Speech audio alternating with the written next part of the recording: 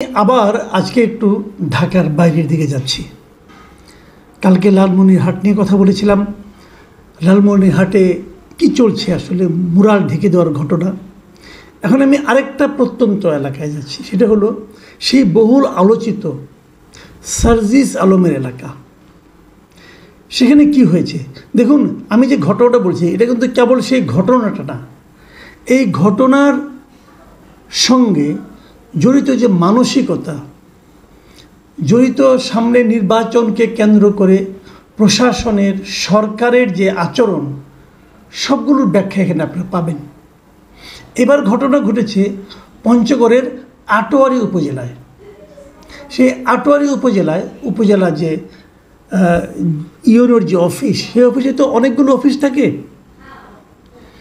সেখানে যে এই বহুল আলোচিত এনসিপির নেতা সার্জিস আলম, উনি সেখানে যে উপজেলার বিভিন্ন কর্মকর্তাদের সঙ্গে উপজেলা নির্বাহী অফিসারের যে সম্মেলন কক্ষ, সেখানে বসে সবার সঙ্গে উনি মিটিং করেছেন, বৈঠক করেছেন।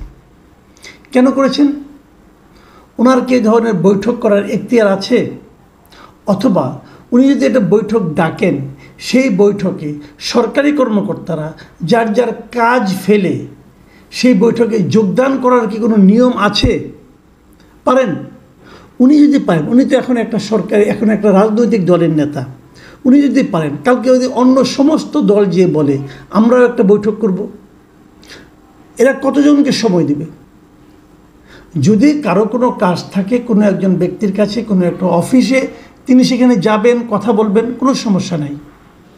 কিন্তু সকলকে ডেকে একটা অথরিটির মতো সকলকে জ্ঞান দেওয়া, সকলকে নির্দেশনা দেওয়া, এটা কি ওনার এখতিয়ারের মধ্যে পড়ে? তিনি এটা কেন করলেন, অথবা কেন করতে পারলেন, অথবা ওনার ডাকে সবাই যে হাজির কেন হলেন? কারণ সবাই জানে এরা পাওয়ারফুল। এই পাওয়ারের উৎসটা কোথায়? দেখুন, এটা নিয়ে একটা ঘটনা ঘটেছে। ঘটনা কি ঘটেছে?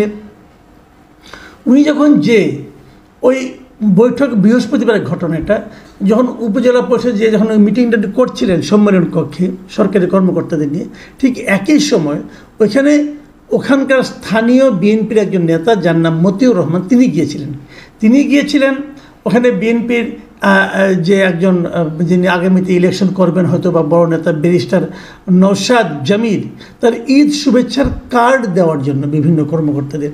এবং উনি কার্ড নিয়ে দেখেন সব কর্মকর্তার রুমই ফাঁকা, কেউ নেই।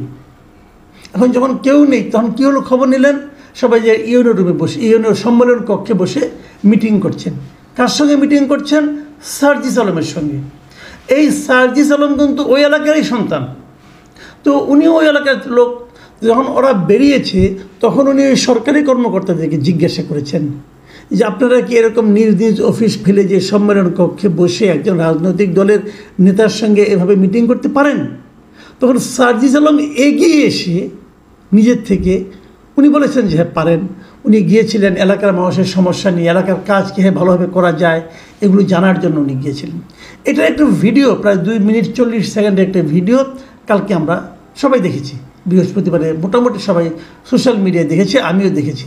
সেখানে যে জিনিসটা খুব ইন্টারেস্টিং লেগেছে আমাকে, যে এক পর্যায়ে যুক্তিতে কুলাতে না পেরে সার্জিস আলমকে দেখলাম, উনি মতিউর রহমানকে বললেন যে টোন লো করে কথা বলেন, মানে কথা আসতে বলেন, তো জোরে বলেন না, টোন গলার স্বর নামিয়ে কথা বলেন। যাকে বলেন গলার স্বর নামিয়ে কথা বলেন, সে কিন্তু তার বাবার বয়সী একজন লোককে উনি বললেন যে টোন লো করে কথা বলেন।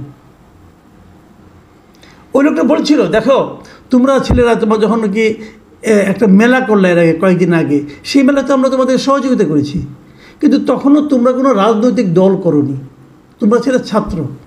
সেই হিসেবে তোমাদেরকে সহযোগিতা করা আমাদের কর্তব্য মনে করেছি, আমরা করেছি। কিন্তু এখন তো তোমরা একটা পলিটিক্যাল পার্টি করেছ, এখন কেন তোমরা এটা করতে পারো? এবং আমি মনে করি বিএনপির যিনি নেতা ছিলেন, তিনি অত বড় নেতাও কিন্তু না, এলাকার একজন লোক। তিনি যে কথাগুলি বলেছেন, উনি কিন্তু টু দ্য পয়েন্টে কথা বলেছেন। এবং সার্জিস যেটা করেছেন, সার্জিসের কথার মধ্যে গোয়ার্তমি ছিল, অধ্যত্ত ছিল, ক্ষমতার ব্যবহার ছিল। সার্জিস কি এটা পারে? পারে না।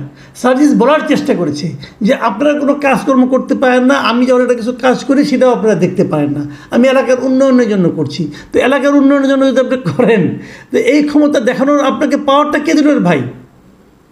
কে পাওয়ার দিল? হ্যাঁ, আপনি বলতে পারেন সরকার আমাকে পাওয়ার দিয়েছে, সরকারি এই প্রোটোকল নিয়ে আমরা গত কয়েক মাস ধরে সরকারি প্রোটোকল নিয়ে বিভিন্ন জায়গায় এই প্রোটোকল পেয়ে পেয়ে আমাদের একটা খারাপ অভ্যাস হয়ে গেছে, সেই খারাপ অভ্যাসেরই ধারাবাহিকতায় আমি এটা করছি। যদি সেটা হয় তাহলে দায়টা যে সরকারের উপরে পড়ে। ভাবুন একটা জিনিস, আমরা এই জন্যই সবসময় বলে এসেছি যে এই সরকার কিন্তু ক্রমাগত বিভিন্ন কর্মকাণ্ডের মাধ্যমে তাদের নিরপেক্ষতা হারাচ্ছেন। এই সরকার আগামীতে একটা নির্বাচন করবেন, সরকার কি তখন নিরপেক্ষ থাকতে পারবেন? ভাবুন, এই সরকারের দুজন এখনও ছাত্র প্রতিনিধি আছে, তার মধ্যে একজন আছে স্থানীয় সরকার মন্ত্রণালয়ের দায়িত্বপ্রাপ্ত আসিফ মাহমুদ সজীব ভূঁইয়া। তারা কিন্তু এই সার্জিস আলমদেরই সহকর্মী ছিলেন, সহযোগী ছিলেন, তারা একসঙ্গে আন্দোলন করেছেন, একসঙ্গে কাজকর্ম করেছেন। তার মানে সার্জিস আলমরা যাতে বিভিন্ন এলাকায় গিয়ে এলাকার প্রশাসনের কাছ থেকে তাদের কর্মকাণ্ড করার জন্য নানা ধরনের সুযোগ সুবিধা পায়, সেই ব্যবস্থা যাতে অবারিত থাকে, সেই ব্যবস্থা যাতে বাধাহীন থাকে, সেই জন্যই কিন্তু আসিফ মাহমুদকে এই মন্ত্রণালয়ের দায়িত্বটা দিয়ে রাখা হয়েছে। এবং আমার ধারণা এর কারণেই তার ডাককে অস্বীকার করা, উপেক্ষা করা কোনো সরকারি কর্মকর্তার পক্ষে সম্ভব ছিল না। এটা ঘটতে থাকবে আগামীতেও। যদি এটা ঘটতে থাকে তাহলে আপনি কি করে বলতে পারবেন যে আগামী নির্বাচনে নিরপেক্ষ হবে? কিভাবে বলতে পারবেন প্রশাসন পক্ষপাত করবে না? কারণ প্রশাসন তো জানবে এই আহ্বানে সাড়া না দিলে আমার চাকরি নিয়ে টানাটানি হবে, এবং চাকরি নিয়ে টানাটানি করা খুব সহজে বলে দিবে এই লোক স্বৈরাচারের দোষর, বলে দিলেই হলো, ট্যাগ লাগাই দিলেই হলো। তাহলে এই দেশে আমরা যদি একটা অবাধ সুষ্ঠু নির্বাচন চাই, সেই নির্বাচনের সমস্তগুলো পথ কিন্তু তারা বন্ধ করে দিচ্ছে। সার্জিস আলম যে কথাটা বলেছে যে এটা উনি আপনার প্রথম আলো পত্রিকাতে একটা মানে যে রিপোর্টে যখন বের হয় তখন সেখানে প্রথম আলোকে সে বলেছে ওই জিনিসটা যে অনেক এরকম আছে যে আসলে তারা নিজেরা কিছু করতে পারবেন না, অন্য কেউ করলে তাদের সহ্য হয় না আর কি। ওই লোকটা ওই একই ধরনের, এগুলো থাকবেই, এগুলোকে পাত্তা দিলে কাজে মনোযোগ দেওয়া যাবে না। ওনার কাজটা কি? ওনার এই মুহূর্তে কাজটা কি?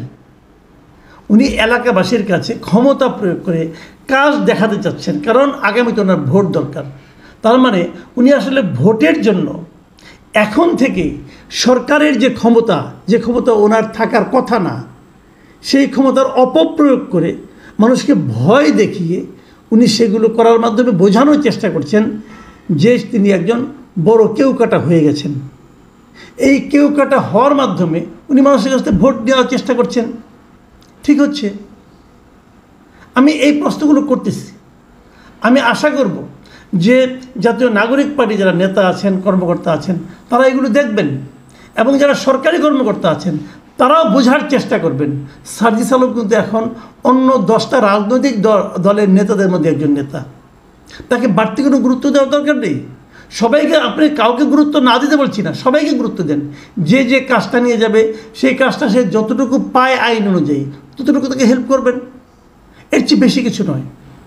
যদি এটা আপনারা করেন তাহলে আপনারা যে সরকারি কর্মকর্তা হিসেবে যে দায়িত্বপ্রাপ্ত, সেই দায়িত্বের মানে আপনারা অপব্যবহার করছেন, এটা আপনাদের মাথায় রাখতে হবে। এবং আগামীতে কিন্তু এগুলো সব হিসাব হবে, যারাই ক্ষমতায় আসুন এগুলো কিন্তু হিসাব হবে। আমি মনে করি সকালে শুভবুদ্ধির উদয় হবে। এবং এই সঙ্গে আমি দর্শকজনের কথা বলি, আমি নিয়মিতভাবে, আমি জানি যে কেবল ঢাকা শহরই দেশ না, এদেশে প্রত্যন্ত অঞ্চলে অনেক কিছু ঘটে। যারা সেরকম আছেন আপনাদেরকে আপনাদের আহ্বান, নিয়মিতভাবে আপনারা আমাদের এই কমেন্ট বক্সে আপনাদের এলাকার পয়েন্ট যারা বলতে চান তারা বলতে চান, তারপরে তাদেরকে আমি ব্যক্তিগতভাবে আমার ফোন নাম্বার দেব, আপনারা যোগাযোগ করবেন। আমি বিভিন্ন এলাকার ঘটনাগুলো এখানে তুলে আনতে চাই। কোথায় কি হচ্ছে, কোথায় চাঁদাবাজি হচ্ছে, কে চাঁদাবাজি করছে, কোন দল করছে, কারা করছে, আমাকে লিখুন। এখানে কমেন্টে লিখবেন যে আপনি কিছু বলতে চান, আমি আপনাকে ব্যক্তিগত অথবা আপনার ফোন নাম্বার দিয়ে দেবেন, আমি আপনার সঙ্গে নক করব। প্রিয় দর্শক,